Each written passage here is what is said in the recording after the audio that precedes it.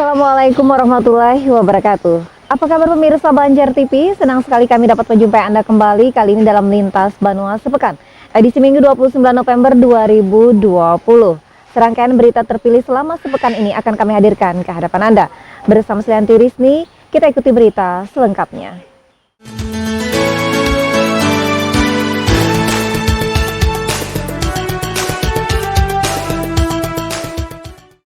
Ya pemirsa, mengawali Lintas Banua Sepekan kali ini, puncak badai La Nina yang melanda sebagian besar di wilayah Indonesia, termasuk Kalimantan Selatan, Kota Banjarmasin, diprediksi akan terjadi pada bulan Desember 2020. Untuk itu warga dihimbau agar tetap berhati-hati dan waspada terhadap cuaca saat hujan deras yang disertai angin kencang. Apalagi di Kota Banjarmasin banyak pohon yang usianya sudah cukup tua, sehingga berpotensi tumbang seperti di Jalan Lambung Mangkurat dan lokasi lainnya. Badai La Nina yang melanda sebagian besar wilayah Indonesia, tidak terkecuali di Kalimantan Selatan dan Kota Banjarmasin, puncaknya diprediksi akan terjadi pada bulan Desember 2020. Fenomena La Nina ini biasanya akan terjadi hujan deras dan disertai angin kencang.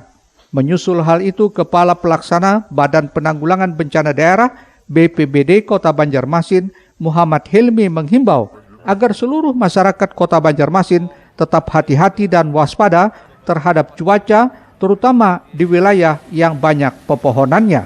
Fenomena La Nina ini, lanjut Hilmi, terjadi tidak hanya di Banjarmasin, melainkan juga di daerah lainnya yang dampaknya banyak pohon tumbang akibat hujan deras dan angin kencang.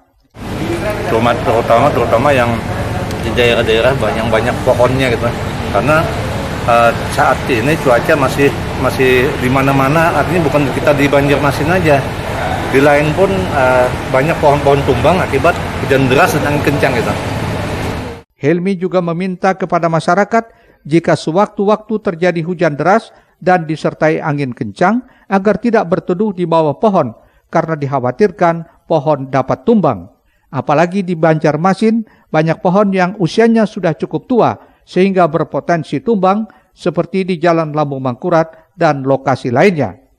Muhail, Banjar TV.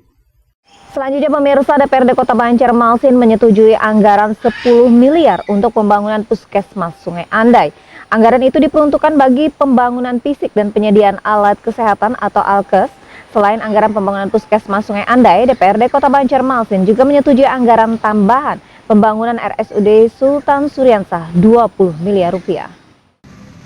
Warga Kelurahan Sungai Andai kini boleh mulai tersenyum. Pasalnya keinginan memiliki sebuah puskesmas bakal terwujud. Ini menyusul DPRD Kota Banjarmasin menyetujui anggaran pembangunan untuk fasilitas kesehatan tersebut. Sebelumnya dalam pembahasan KUA PPAS tidak dianggarkan, bahkan dicoret oleh tim anggaran maupun Badan Anggaran Banggar DPRD Kota Banjarmasin. Namun atas pertimbangan lain, anggaran pembangunan Puskesmas Sungai Andai kembali dianggarkan. Wakil Ketua DPRD Kota Banjarmasin, Mat Nur Ali, menyatakan dalam finalisasi rancangan anggaran pendapatan dan belanja daerah RAPBD tahun 2021 Kota Banjarmasin kembali dimasukkan rencana pembangunan Puskesmas Sungai Andai tersebut. Semula usulan anggaran itu 8,6 miliar, namun dapat dinaikkan menjadi 10 miliar. Anggaran itu diperuntukkan bagi pembangunan fisik dan penyediaan alat kesehatan.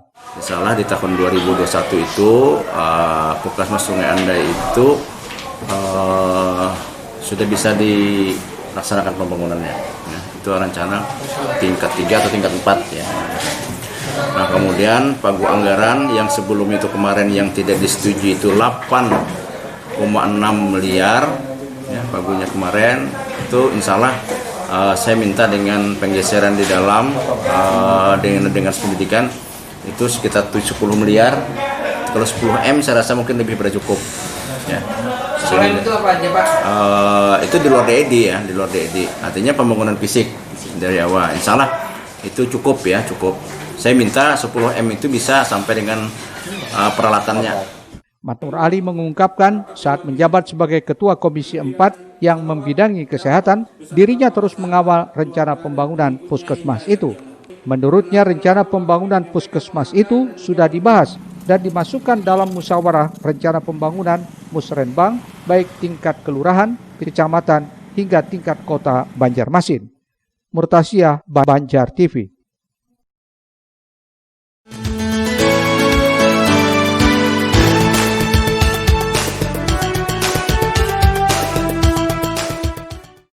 Sementara itu, menurut Wakil Ketua DPRD Kota Banjarmasin, Mat Nur Ali, saat ditemui di gedung DPRD beberapa waktu lalu menyatakan Detail Engineering Design DED sudah disiapkan sejak tahun 2018 silam, serta lahannya pun sudah disiapkan oleh salah satu pengembang di Kelurahan Sungai Andai. Membangun Puskesmas Sungai Andai itu sudah 3 tahun terlewati dan dipastikan tahun 2021 sudah bisa dibangun. Selain anggaran pembangunan Puskesmas Sungai Andai, DPRD Kota Banjarmasin juga menyetujui anggaran tambahan yakni pembangunan RSUD Sultan Syuriansah 20 miliar rupiah. Dengan anggaran sebesar itu bisa menyelesaikan pembangunan rumah sakit yang tersisa dan semoga 2021 nanti semua sudah selesai dan bisa dirasakan warga Banjarmasin. Penggeseran anggaran kurang lebih 20 M itu saya minta dialokasikan untuk penyelesaian askat ataupun yang di lantai 4 rumah sakit Sultan Syuriansah. Sultan Syuriansah itu masih belum selesai. Itu saya minta dari dinas itu supaya menganggarkan dalam RKA-nya itu dimasukkan penyelesaian rumah sakit Sultan Syuriansah ini di lantai 4 sehingga nanti bisa difungsikan, sehingga bisa dimaksimalkan untuk pelayanan masyarakat di Kota Banjarmasin, ya kan, memberikan sesuatu pelayanan kesehatan yang memadai ya seperti itu. Itu intinya salah itu sudah saya pintakan. Tadi kabitnya datang dengan saya kasih tahu untuk sampaikan kepada kepala dinasnya, tolong 20 M itu nanti bisa dialokasikan nanti di rumah sakit yang diselesaikan. Murtasia, Banjar TV. Ya pemirsa, informasi lainnya guna menghemat pengeluaran bahan bakar, puluhan nelayan Kota Banjarmasin mendapat bantuan mesin konversi bahan bakar minyak ke bahan bakar gas. Bantuan dari Kementerian ESDM dan Komisi 7 DPR RI ini diteruskan melalui Dinas Ketahanan Pangan, Pertanian dan Perikanan Kota Banjarmasin. Sementara itu pula salah satu nelayan dari Pengambangan menyatakan lewat bantuan ini paling tidak dapat meningkatkan hasil tangkapannya karena bisa berjalan lebih jauh. 55 nelayan Kota Banjarmasin menerima bantuan mesin konversi bahan bakar minyak ke bahan bakar gas dari Kementerian ESDM dan Komisi 7 DPR RI belum lama tadi. Bantuan guna penghematan bagi para nelayan dalam menggunakan bahan bakar diserahkan melalui Dinas Ketahanan Pangan, Pertanian dan Perikanan Kota Banjarmasin, sekaligus sosialisasi teknis cara menggunakan mesin yang telah dikonversi menjadi bahan bakar gas. Pelaksana tugas Kepala DKP 3 Kota Banjarmasin Yuliansa saat ditemui di ruang kerjanya menyatakan program bantuan ini dalam rangka konversi mesin kelotok yang berbahan bakar minyak menjadi gas LPG. Tujuannya agar tidak terfokus pada bahan bakar fosil. Pasalnya dengan bahan bakar gas diyakini bisa menghemat biaya pengeluaran sekitar 30-50% dibanding dengan bahan bakar jenis minyak atau bensin. Kalau perhitungan secara ekonomis itu terjadi efisiensi sekitar 30% sampai 50%. Sehingga selama ini para nelayan itu mengeluarkan biaya untuk pembelian bahan bakar berupa bensin, itu ada efisiensi sekitar 30 sampai 50%. Tadi juga disampaikan bahwa bantuan itu ada beberapa paket yang namanya paket dan penerimanya ada sekitar 55 orang di Kota Banjarmasin. Sementara itu, salah satu nelayan dari Pengambangan menyatakan lewat bantuan ini paling tidak dapat meningkatkan hasil tangkapannya karena bisa berjalan lebih jauh. Hanya saja lantaran bantuan konversi ini sifatnya baru, sehingga belum terlalu paham untuk menggunakan mesin BBG tersebut. Otomatis kita tuh dapat perjalanan lebih jauh lah gitu nah. Ininya kita kan menangkap ikannya tuh. Harapannya itu kan sebenarnya hasilnya bertambah juga. Ya. Dengan pengalaman itu gimana bang? Penghasilannya kurang pak? Bukan kurang, cuma kan mesinnya sudah lawas nah. Otomatis kan rasa takutan juga jauh apabila mogok apa-apa. Kalau hanya ini kan kemungkinan mogok tipis, ya kan? Gitu biasanya. Yang mana pak? Oh nah, kalau biasa lagi yang ini yang pakai gasnya, kalau yang mesin kan sudah biasa, kita sudah tahu nyaman bang. Waktu yang nyamannya apa? umpama habis di tengah jalan, ada akan uang jual di pinggir. Nah, kalau ini kan habis kan kita kada tahu lagi, soalnya tuh kan anunya tuh kada ada lagi tandarnya ini akan habis atau kada, kita tahu kita lagi. Apalagi mesin tersebut belum dilengkapi dengan indikator atau petunjuk sisa bahan bakar yang akan habis digunakan. Namun yang pasti dengan BBG tersebut dapat menghemat pembelian bahan bakar. Pasalnya dengan BBG ternyata mesin klotok mampu berjalan selama 20 jam. Muhail, Banjar TV.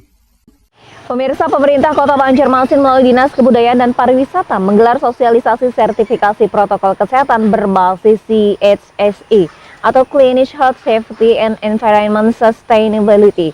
Sementara itu, selain para pelaku usaha hotel, dana hibah juga bakal diterima oleh para pelaku usaha restoran di Banjarmasin. Hal itu disampaikan Kepala Dinas Pariwisata Kota Banjarmasin saat sosialisasi protokol kesehatan berbasis CHSE ini. Para pelaku hotel di Banjarmasin mendapatkan sosialisasi sertifikasi protokol kesehatan berbasis CHSE, Cleanliness kebersihan, Health kesehatan, Safety keamanan, dan Environment ramah lingkungan dari pemerintah Kota Banjarmasin. Kegiatan di salah satu hotel di Banjarmasin tersebut dibuka pelaksana tugas Wali Kota Hermansyah. Menurut Herman, sosialisasi yang digagas Dinas Pariwisata ini untuk memberikan informasi kepada pelaku usaha di sektor pariwisata. Program CHSE atau Sertifikasi Kebersihan, Kesehatan, Keamanan, dan Keramahan Lingkungan merupakan salah satu strategi menghadapi masa adaptasi kebiasaan baru di sektor usaha hotel. Untuk itu para pelaku usaha hotel ataupun restoran diminta tetap melaksanakan dan mematuhi syarat-syarat protokol kesehatan dalam adaptasi kebiasaan baru tersebut. Berkenaan dengan acara hari ini adalah sangat penting untuk konsep CHSE agar produk dan pelayanan memenuhi syarat protokol kesehatan, yaitu protokol kebersihan, kesehatan, keselamatan, dan kelestarian lingkungan atau ramah lingkungan. Sementara itu, Kepala Dinas Kebudayaan dan Pariwisata Kota Banjarmasin menyatakan kegiatan ini untuk memberi pemahaman terkait syarat-syarat dan ketentuan untuk masuk nominator dari penerima dana hibah yang dikucurkan Kementerian Pariwisata Ekonomi Kreatif. Adapun dana hibah yang bakal dikucurkan di Kota Banjarmasin jumlahnya 11 miliar 51 juta rupiah. Kami sampaikan ke pimpinan bahwa alokasi dana hibah di Banjarmasin untuk sektor pariwisata, bantuan Kementerian Pariwisata dalam rangka penanggulangan COVID sektor pariwisata ini, terutama untuk hotel dan restoran, itu sebesar 11 miliar, tepatnya 11 miliar 51 juta. Muhail, Banjar TV.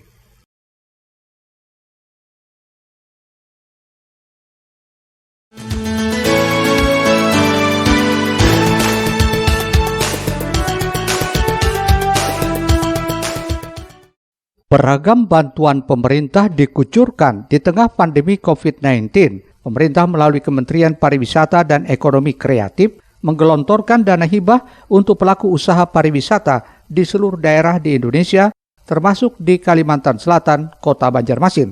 Untuk Kalimantan Selatan hanya Banjarmasin yang mendapatkan dana hibah tersebut. Besaran totalnya keseluruhan mencapai 11 miliar lebih. Hal itu disampaikan Kepala Dinas Kebudayaan dan Pariwisata Kota Banjarmasin, Ihsan Al-Haq, saat gelaran sosialisasi protokol kesehatan berbasis CHSE kepada para pelaku usaha restoran di Banjarmasin.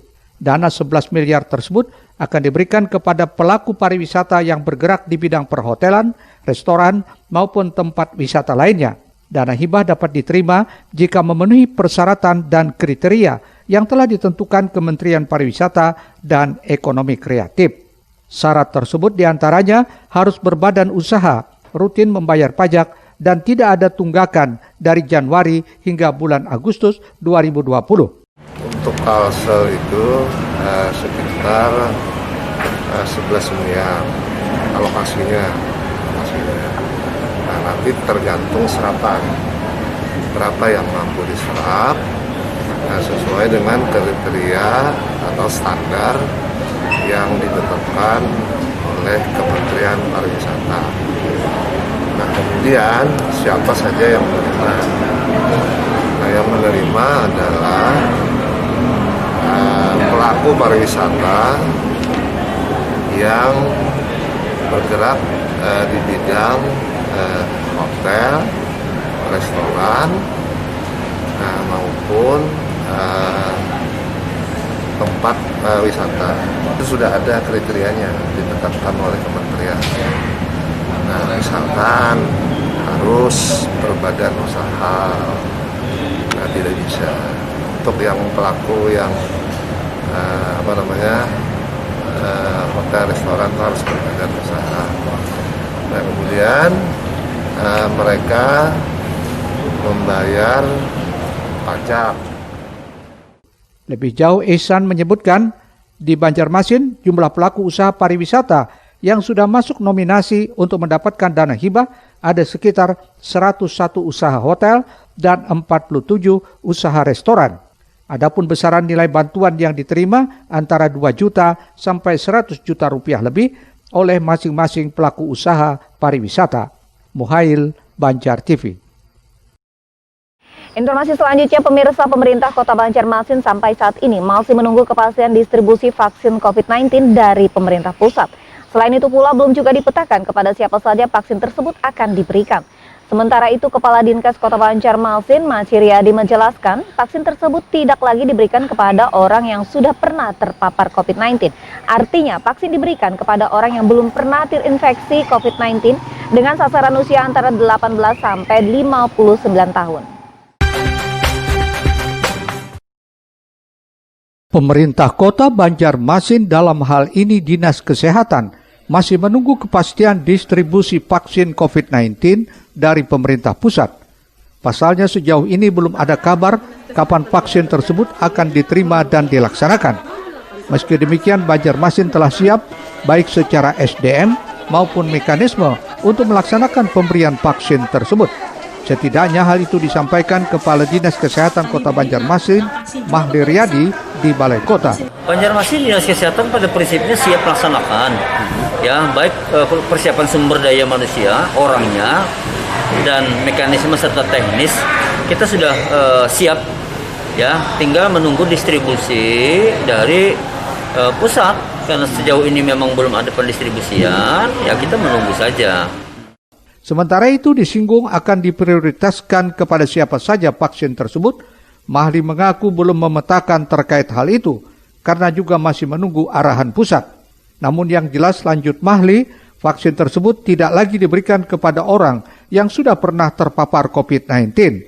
Artinya vaksin diberikan kepada orang yang belum pernah terinfeksi COVID-19 dengan sasaran usia antara 18 sampai 59 tahun. Muhail, Banjar TV. Ya pemirsa, Dinas Pendidikan dan Kebudayaan Kalsel tidak ingin buru-buru gelar sekolah tatap muka. Tetaplah bersama kami.